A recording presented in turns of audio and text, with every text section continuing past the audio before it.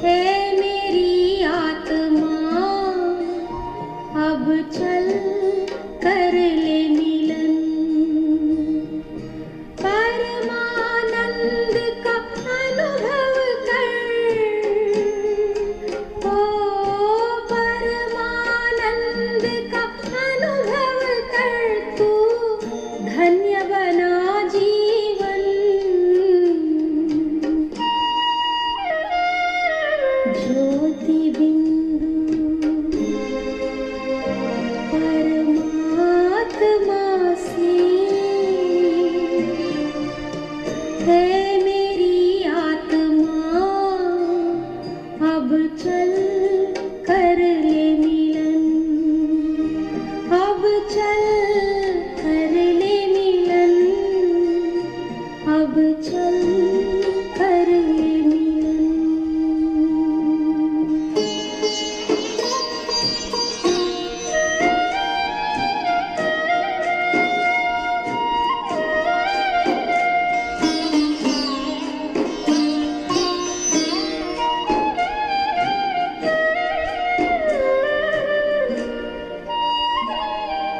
प्रभु की प्राप्ति का मूल मंत्र है संपूर्ण समर्पण।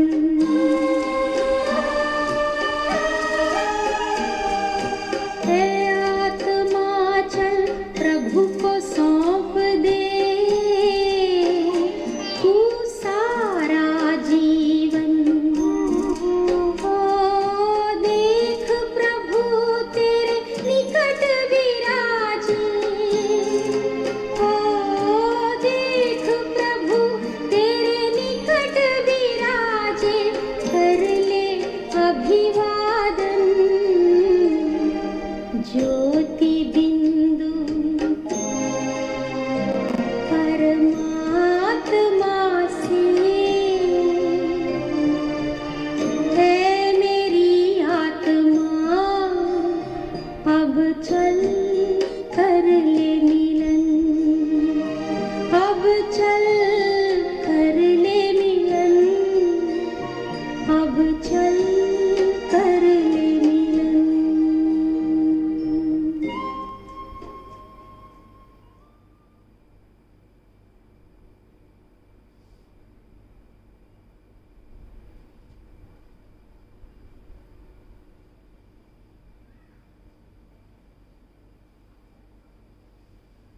ओम शांति। आज 9 अक्टूबर 2020 के बाप दादा के मधुर महावाक्य सुनेंगे। बाबा बच्चों को योग की नई विधि, नया तरीका समझा रहे हैं और वह नया तरीका है बाबा से रूह रूहान करना, बाबा से मीठी मीठी बातें करना और उन बातों को करने का जो समय सबसे अच्छा है वह है अमृत वेला। बाबा कहते अमृत वेले उठ के सबसे पहले बाबा से ही गुड मॉर्निंग करें, बाबा को ही प्यार से याद करें, बाबा से बातचीत करें। अगर सुबह सुबह बाबा से बातचीत करते हैं तो दिन भर बहुत ही अच्छा सफल होता है, दिन भर बहुत शक्तिशाली रहता है। फिर ज्ञान का भी विचार सागर मंथन करना है, क्योंकि ज्ञान की भी गहराई में जाना है। तो गहराई में जाने के लिए उस पर विचार करना ज़रूरी है। उसको ही कहते हैं विचार सागर मंथन करना और नई नई पॉइंट्स निकालना। फिर बाबा ये भी कह रहे हैं बच्चों को अपना भोजन बहुत शुद्ध रखना चाहिए। भोजन बनाने वाले बहुत शुद्ध वृत्ति से भोजन बनाएं, बाबा की याद में बनाएं, बाबा को भोग स्वीकार करा कर के फिर खाएं। तो जब भोजन इतना शुद्ध होगा तब मन भी शुद्ध बन जाएगा और शुद्ध मन द्वारा बाबा से बातचीत करना बहुत सहज होगा। तो इसलिए अन्न का मन पर प्रभाव पड़ता है, इस बात का बच्चों को हमेशा ध्यान रखना चाहिए। जितना वृत्ति में शुद्धि आती जाएगी उतना व्यवहार में भी शुद्धि आएगी। जितना सोच हमारा शुद्ध होगा, संकल्प शुद्ध होंगे, उतना वातावरण शक्तिशाली बनता जाएगा। तो बाबा कहते अपने आप को रिस्पॉन्सिबल समझ करके हर कदम उठाएं। बाबा के साथ हम बच्चे मददगार हैं, हमें पूरे विश्व का परिवर्तन करना है। तो बाबा विश्व कल्याणकारी है, तो बच्चों को भी अपने हर संकल्प से, हर बोल से, हर कर्म से विश्व कल्याण की सेवा में तत्पर रहना है। तो सुनेंगे प्यार से बाबा के महावाक्यों को। मीठे बच्चे, सवेरे सवेरे उठ बाबा से मीठी मीठी बातें करो। विचार सागर मंथन करने के लिए सवेरे का टाइम बहुत अच्छा है। प्रश्न है, भक्त भी भगवान को सर्वशक्तिवान कहते हैं और तुम बच्चे भी कहते हो बाबा सर्वशक्तिवान है, परंतु तुम्हारे कहने में और भक्तों के कहने में अंतर क्या है?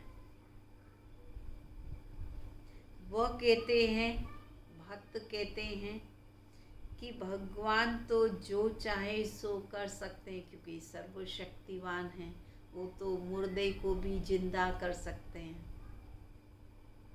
तो वे सोचते हैं सब भगवान के हाथ में, लेकिन तुम जानते हो कि बाबा ने कहा है कि मैं भी ड्रामा के बंधन में बंधा हुआ हूँ। ड्रामा सर्वशक्तिवान है। बाप को सर्वशक्तिवान इसलिए कहा जाता है क्योंकि उनके पास सर्व की सद्गति करने की शक्ति है। ऐसा राज्य स्थापन करते हैं जिसे कभी भी कोई छीन नहीं सकता। ओम शांति। किसने कहा ये ओम शांति? बाबा ने कहा। फिर ओम शांति, ये ओम शांति किसने कहा? दादा ने कहा ओम शांति।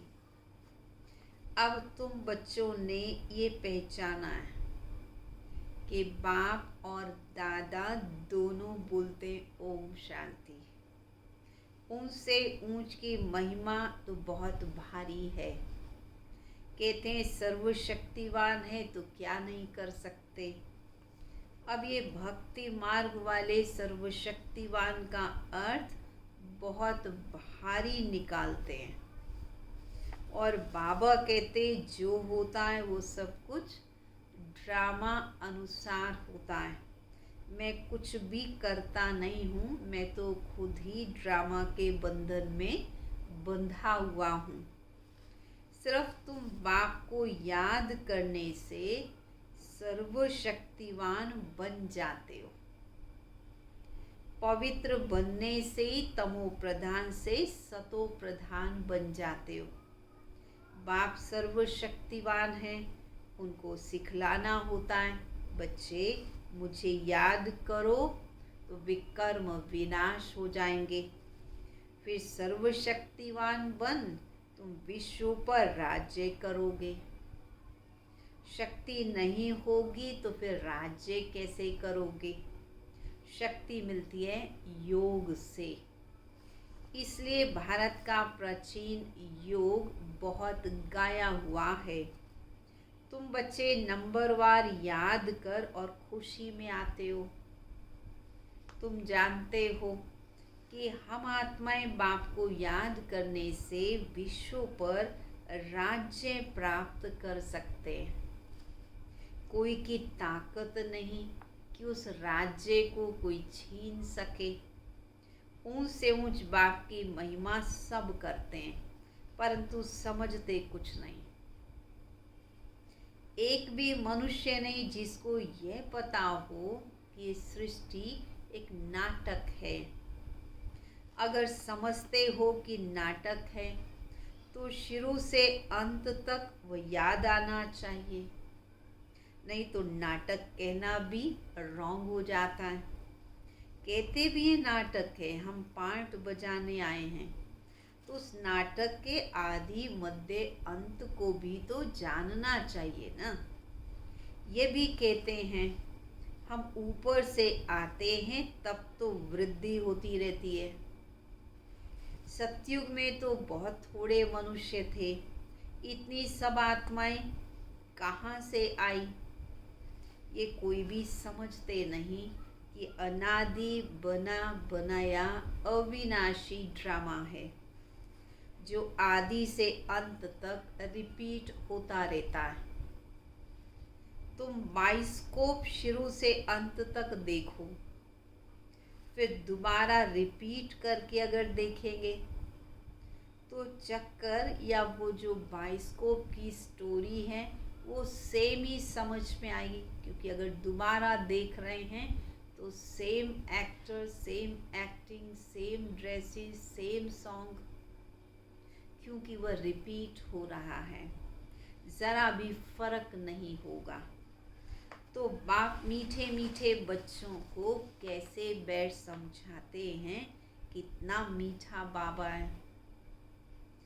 बाबा आप कितने मीठे हो, ऐसे बाबा से प्यार से बात करनी है। बाबा बस अभी तो हम चलते हैं अपने सुख धाम में।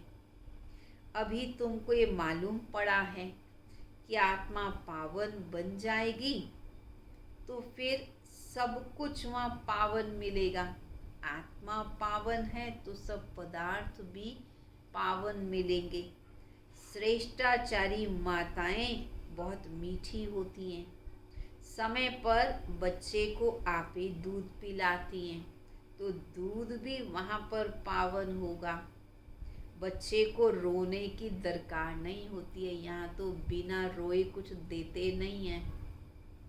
बाबा कहते ऐसे ऐसे यह भी विचार सागर मंथन करना होता है। सुबह को बाबा से बातें करने में बड़ा मज़ा आता है। बाबा आप कितनी अच्छी युक्ति बताते हो, श्रेष्ठाचारी राज्य स्थापन करने का तरीका समझाते हो, फिर हम श्रेष्ठाचारी माताओं की गोद में जाएंगे।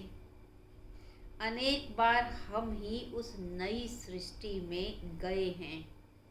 अभी हमारे खुशी के दिन आने वाले हैं। ये खुशी की खुराक है, इसलिए गायन भी है। अतीन्द्रिय सुख पूछना हो तो गोपी वल्लभ की गोप गोपियों से पूछो, वो कौन है? बाबा कहते वो तुम हो, सच्ची गोप गोपियाँ, तुम ही अतीन्द्रिय सुख में रहते हो। अब हमको बेहद का बाप मिला है, हमको फिर से स्वर्ग का मालिक श्रेष्ठाचारी बनाते हैं। कल्प कल्प हम अपना राज्य भाग्य लेते हैं, हार खाते फिर जीत पाते हैं। अभी बाप को याद करने से ही रावण पर जीत पानी है, फिर हम पावन बन जाएंगे। वहाँ लड़ाई दुख आदि का नाम ही नहीं, कोई खर्चा भी नहीं होता। भक्ति मार्ग में जन्म जन्मांतर कितना खर्चा किया, कितने धक्के, कितने गुरु किए। अब फिर आधा कल्प हम कोई गुरु नहीं करेंगे, शांति धाम सुख धाम जाएंगे। बाबा कहते तुम सुख धाम के राही हो, अब दुख धाम से सुख धाम में जाना है। वहाँ हमारा बाबा कैसे प्यार से हमको पढ़ा रहे हैं, हमारी तकदीर बना रहे हैं। हमारा यादगार भी यहाँ पर है। ये तो बड़ा वंडर है कि तपस्या भी हम माउंट आबू में कर रहे हैं और दिलवाड़ा मंदिर यादगार भी माउंट आबू में बना है। अभी हम राजयोग सीखते हैं, उसका यादगार भी ज़रूर बनेगा ना। ये हूबहू हमारा यादगार है, जिसमें बाबा मम्मा बच्चे सब बैठ करके तपस्या कर रहे हैं, राजयोग कर रहे हैं। नीचे योग सीख रहे हैं और ऊपर में प्रारब्ध स्वर्ग की राजाई बादशाही दिखाई है। झाड़ में भी ये बात क्लियर है।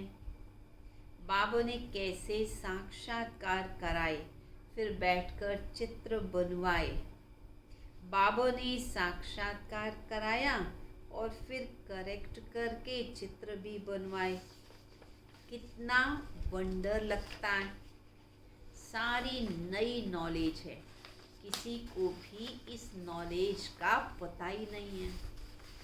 बाप ही बैठ समझाते हैं। मनुष्य कितना तमो प्रधान बनते जाते हैं, मनुष्य सृष्टि बढ़ती जाती है। भक्ति भी वृद्धि को पाते पाते तमो प्रधान बनती जाती है। यहाँ अब तुम सतो प्रधान बनने का पुरुषार्थ करते हो। गीता में भी अक्षर हैं, सतो प्रधान बनने के लिए अक्षर क्या है? वह है मन मना भव। सिर्फ ये नहीं जानते भगवान कौन है। अब तुम बच्चों को सवेरे सवेरे उठकर विचार सागर मंथन करना है। किस बात पर? कि मनुष्यों को भगवान का परिचय कैसे दें। भक्ति में भी मनुष्य सवेरे सवेरे उठकर कोठरी में बैठ भक्ति करते, एकांत में बैठकर भक्ति करते हैं। वह भी विचार सागर मंथन करते हैं। अभी तुमको ज्ञान का तीसरा नेत्र मिलता है। बाप तीसरा नेत्र देने की तुम्हें कथा सुनाते हैं। इसको ही फिर क्या कहते हैं? इसको कहते हैं तीजरी की कथा। अमर कथा, सत्यनारायण की कथा, ये भी मशहूर है, प्रसिद्ध है। सुनाने वाला तो एक ही बाप है, जिसके यादगार फिर भक्ति में भी कथाएं सुनाई जाती हैं। ज्ञान से तुम बच्चे सरताज बन जाते हो, इसलिए देवताओं को पद्मपति भी कहते हैं। देवताएं बहुत धनवान, बहुत भाग्यवान हैं। कलयुग को भी देखो और सतयुग को भी देखो, दोनों में तो रात दिन का फर्क है। सारी दुनिया की सफाई होने में टाइम तो लगता है। ये बेहद की दुनिया है और भारत है अविनाशी खंड। ये कभी भी प्रायलोप होता नहीं, एक ही खंड रहता है, ये आधा कल्प। भारत खंड ही रहता है जिसमें सतयुग होता है।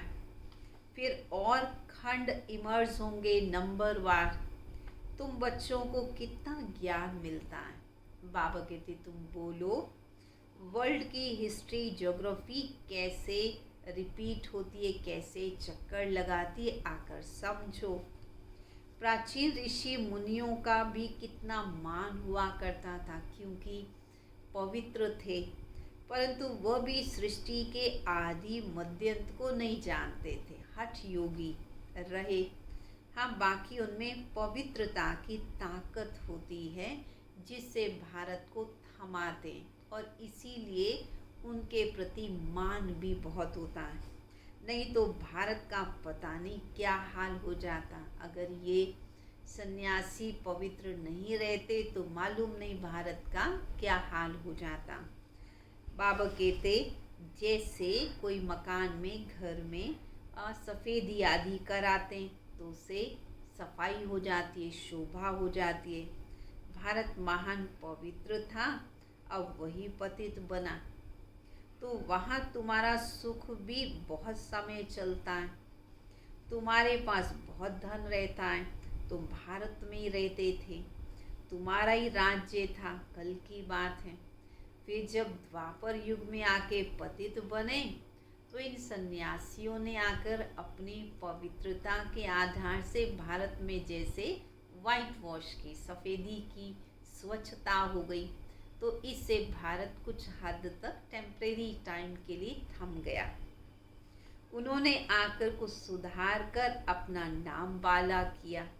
अब वह भी सब धीरे धीरे वह भी पुनर्जन्म के चक्र में आते तमो प्रधान बन गई। अब तुम बच्चों को कितनी खुशी होनी चाहिए इस बात की कि अब तो भगवान हमको पढ़ाते हैं। ये सब बातें नयों को नहीं सुनानी, एकदम से धीरे धीरे उनको सुनाना है। पहले पहले तो बाप की पहचान ही देनी है कि बाप का नाम, रूप, देश, काल वो क्या है। ऊंच से ऊंच बाप का पाठ भी मशहूर है। अभी तुम जानते हो वह बाप हमको डायरेक्शन दे रहे हैं। तुम फिर से अपनी राजधानी स्थापन कर रहे हो। तुम बच्चे मेरे मददगार हो। तुम भी पवित्र बनते हो तो तुम्हारे लिए पवित्र दुनिया ज़रूर स्थापन होनी है। तुम यह भी लिख सकते हो कि पुरानी दुनिया बदल रही है और फिर ये सूर्यवंशी चंद्रवंशी राज्य आ जाएगा। ये भी बाबा कहते तुम लिखो, समझाओ, फिर रावण राज्य होगा। चित्रों पर समझाना बहुत सहज है और समझाने में बहुत अच्छा भी लगता, बहुत मीठा भी लगता। इनमें तिथि तारीख सब लिखा हुआ है। भारत का प्राचीन राजयोग, राजयोग माना बाबा को याद करना। याद से विकर्म विनाश होते हैं और पढ़ाई से पद मिलता है। तुम्हें दैवी गुण भी धारण करने हैं। हाँ, इतना ज़रूर है, बाबा ये भी समझा देते हैं बच्चे, माया के तूफान तो ज़रूर आएंगे। सवेरे उठकर तुम बाबा से बातें करो तो तूफान भाग जाएंगे। बाबा से बातें करना बड़ा अच्छा है। भक्ति और ज्ञान दोनों के लिए ये सवेरे का टाइम बहुत अच्छा है। मीठी मीठी बातें करनी चाहिए। अभी हम श्रेष्ठाचारी दुनिया में जाएंगे। बूढ़ों के दिल में तो ये रहता है ना कि हम ये पुराना शरीर छोड़ फिर दूसरा जन्म लेंगे, गर्भ में जाएंगे। बाबा कितना नशा चढ़ाते हैं। बाबा कहते बच्चे तुम्हें ये नशा रहना चाहिए कि हम पुराना शरीर छोड़ फिर नया लेंगे, फिर हम सतयुग में जाएंगे। पावन आत्मा बन गई तो फिर पावन दुनिया में जाएंगे। ऐसी ऐसी बातें बैठ करो तो तुम्हारा खाता श्रेष्ठ का जमा हो जाएगा। शिव बाबा हमको नर्कवासी से स्वर्गवासी बना रहे हैं। पहले पहले हम आते हैं, सारा ऑलराउंड पार्ट हमने बजाया है। अब बाबा कहते बच्चे इस छीछी चोले को छोड़ दो, देह सहित सारी दुनिया को भूल जाओ। यह है बेहद का सन्यास। वहाँ भी तुम बूढ़े होंगे तो साक्षात्कार होगा कि आज हम बूढ़े हैं, कल हम बच्चे बन जाएंगे। खुशी होती है, बचपन तो सबसे अच्छा है। ऐसे ऐसे सवेरे बैठकर विचार सागर मंथन करो तो देखो बाबा कितनी अच्छी युक्ति बच्चों को समझाते हैं।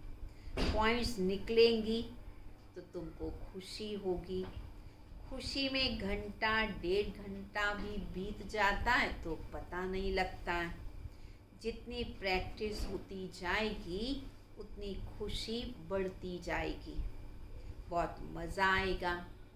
फिर घूमने फिरने जाते हो तो भी बाबा को याद करना है। फुर्सत तो बहुत है।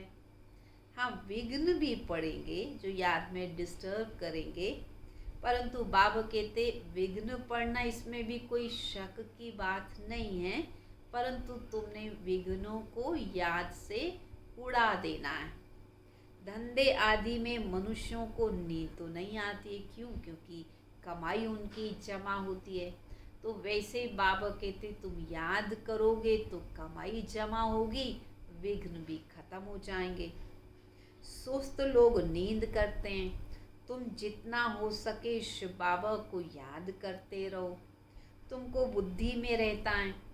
शिव बाबा के लिए हम भोजन बनाते हैं, शिव बाबा के लिए हम ये करते हैं। भोजन भी बड़ा शुद्धि से बनाना है। ऐसी चीज़ न हो जिससे खिटपिट हो जाए। बाबा खुद भी याद करते हैं और बच्चों को भी कहते हैं कि तुम बच्चे भी मुझे याद करो। अच्छा, मीठे मीठे सिकिलदे बच्चों प्रति माता पिता बाप दादा का याद प्यार और गुड मॉर्निंग। रूहानी बाप की रूहानी बच्चों को नमस्ते। रूहानी बच्चों की रूहानी बाप दादा को नमस्ते नमस्ते नमस्ते। धारणा के लिए मुख्य सार। सवेरे सवेरे उठकर बाबा से मीठी मीठी बातें करनी है। रोज़ खुशी की खुराक खाते हुए अतीन्द्रिय सुख का अनुभव करना है। दूसरा, सतयुगी राजधानी स्थापन करने में बाप का पूरा मददगार बनने के लिए पावन जरूर बनना है। याद से विकर्म विनाश करने हैं और भोजन भी शुद्धि से बनाना और याद में रहकर खाना है। वरदान। स्वस्थिति द्वारा परिस्थितियों पर विजय प्राप्त करने वाले संगम युगी विजयी रतन भव। परिस्थितियों को कैसे पार करेंगे? स्वस्थिति के आधार से। परिस्थितियों पर विजय प्राप्त करने का साधन है स्वस्थिति। ये देह भी पर है, स्व नहीं। स्वस्थिति व स्वधर्म सदा सुख का अनुभव कराता है और प्रकृति धर्म अर्थात पर धर्म या देह की स्मृति किसी न किसी प्रकार के दुख का अनुभव कराती है। तो जो सदा स्वस्थिति में रहता है वो सदा सुख का अनुभव करता है। उसके पास दुख की लहर आ नहीं सकती। वह संगम युगी विजयी रतन बन जाते हैं। स्लोगन। परिवर्तन शक्ति द्वारा व्यर्थ संकल्पों के बहाव का फोर्स समाप्त करो। क्या करें? परिवर्तन शक्ति को यूज करें ताकि व्यर्थ संकल्पों का बहाव समाप्त हो जाए। अच्छा, ओम शांति। चलेंगे सभी प्यारे बाबा की याद में।